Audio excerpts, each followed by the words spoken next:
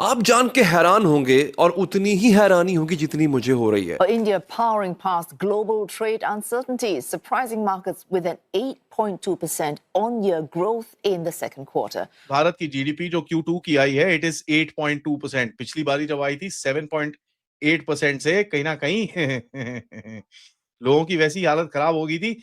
अभी तो देखिए 8.2% अगर आप बोल रहे हैं तो भाई साहब this is a whole new paradigm of the game. और कितने अच्छे चढ़ रहे हैं, ये कौन लोग सन वाले साहब। ये अनस्टॉपेबल भारत जो है, ये आज की ताकत जो है वो ये है। को लगता है कि इंडिया अब सुपर पावर बनने की रेस में आगे आ जाएगा? There is a high probability because उनका जीडीपी जिस तरह से बढ़ रहा है, ऑब्वियसली हर कंट्री को पता है, एक ऑब्वियसली उनकी पॉपुलेशन बहुत स्ट्रांग है। GDP riding on a fillip in the industrial sector has grown at 8.2%. This is the fastest rate in about 6 quarters. In spite of the fact कि दुनिया की वाट लगी हुई है, आपके ऊपर सैंक्शन लगे हुए हैं, they didn't slow down. Pakistani Punjab है, ये इंडियन पंजाब से 3 गुना बड़ा है, यानी कि हमारे मुकाबले में इंडियन पंजाब 1/4 या 1/3 है।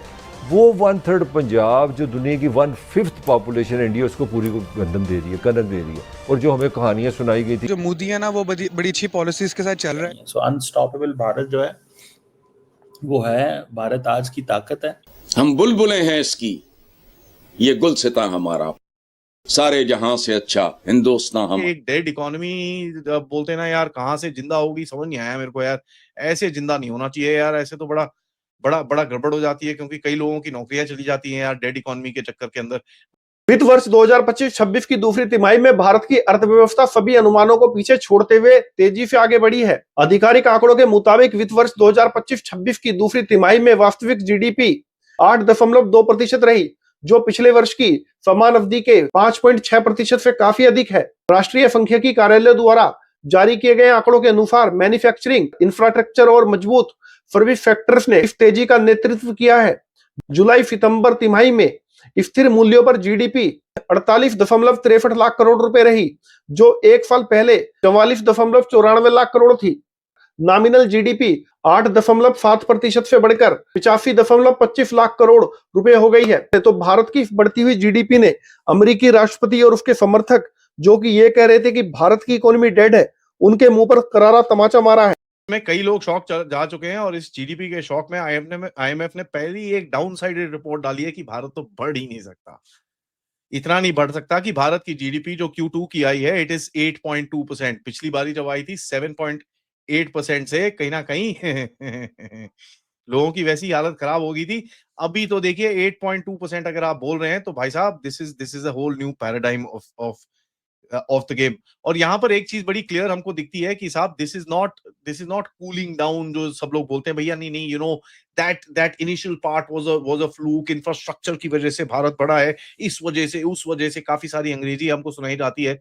All that is all a fluke, ठीक है।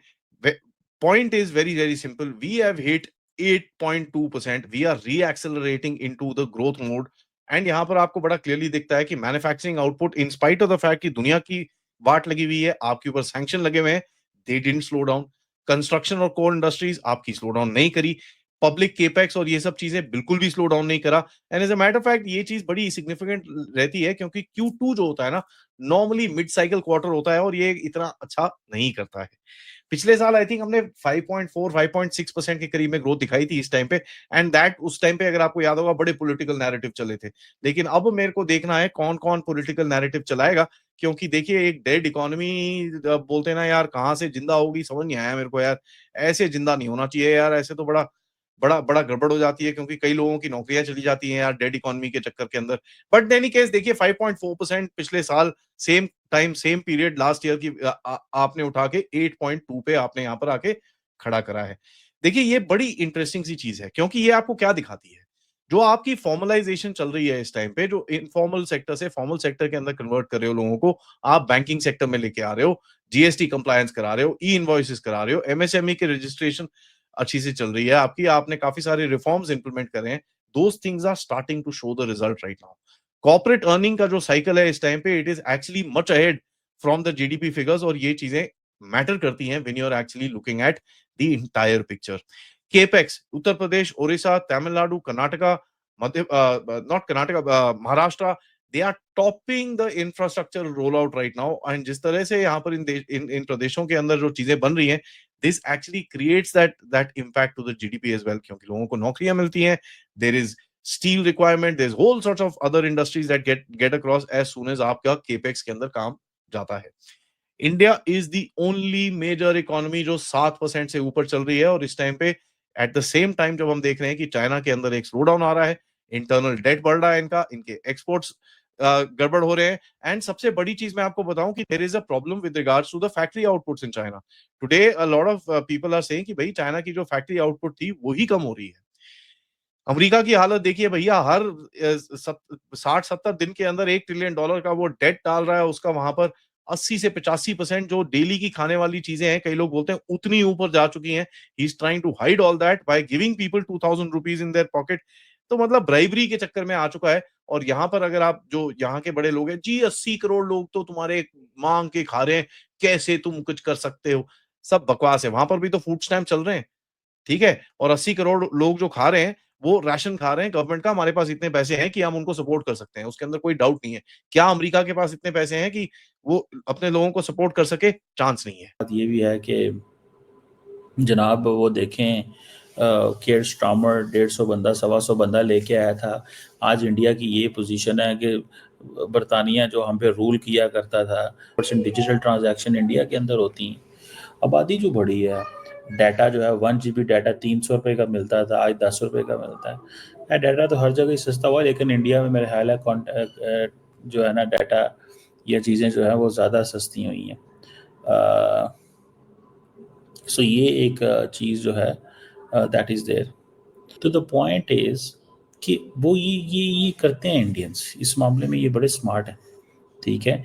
मैं जो बात करना चाह रहा था कि इनका प्राइवेट सेक्टर इनकी गवर्नमेंट की बड़ी हेल्प करता है. हमारा प्राइवेट सेक्टर सिर्फ खाता है, लगाता कुछ नहीं है, बस यही कह रहा है प्रॉफिट प्रॉफिट प्रॉफिट, ठीक है ना जी. कोई ये नहीं करता, पल्ले से पैसा नहीं लगाता, ठीक है जी, पल्ले से आप पैसा नहीं लगाते, ठीक है. और वो कह रहे हैं जनाब नरेंद्र मोदी साहब कह रहे हैं कि इंडिया अब किसी मूड में नहीं है, इंडिया जो है ना खड़ा होगा, तरक्की करेगा, ये करेगा, वो करेगा. तो वो अनस्टॉपेबल भारत, ठीक है जी. ये अनस्टॉपेबल भारत जो है, ये उन्होंने कहा है जी कि ये आज की ताकत जो है वो ये है.